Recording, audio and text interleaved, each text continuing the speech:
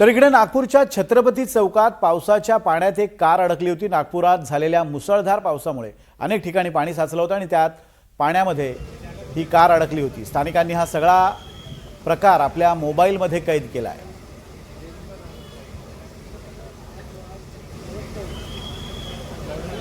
आम्ही माडकी नगरवरून येत होतो। आम्ही खामलेले जात होतो। जेव्हा आम्ही पुलाच्या खालून गाडी टाकली तेव्हा पाणी घुटण्यापर्यंत जेव्हा गाडी टाकली आम्ही तर गाडी अचानक बंद पडली।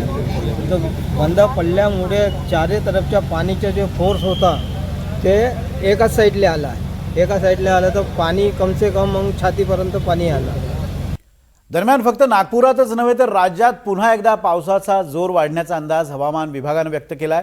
बंगालच्या उपसागरात निर्माण झालेल्या कमी दाबाच्या पट्ट्याचा प्रभाव महाराष्ट्रावर जाणवणार असून 29 ते 31 जुलै दरम्यान राज्यातील अनेक भागात मुसळधार पावसाची शक्यता वर्तवण्यात आली आहे। विदर्भ, खानदेश, कोकण आणि उत्तर मराठवाड्यात जोरदार पाऊस होण्याचा अंदाज आहे।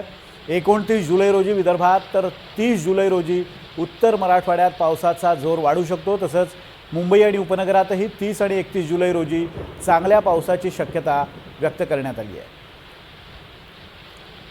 तर जुलै अखेर पाऊस कसा असेल, काय आहे अंदाज, आपण पाहूयात। बंगालच्या उपसागरात कमी दाबाचं क्षेत्र अधिक तीव्र असेल। 40 ते 50 किलोमीटर वेगानं वारे वाहू शकतात। 23 जिल्ह्यांना अलर्ट जारी करण्यात आलेला आहे। 4 जिल्ह्यांना ऑरेंज अलर्ट आहे।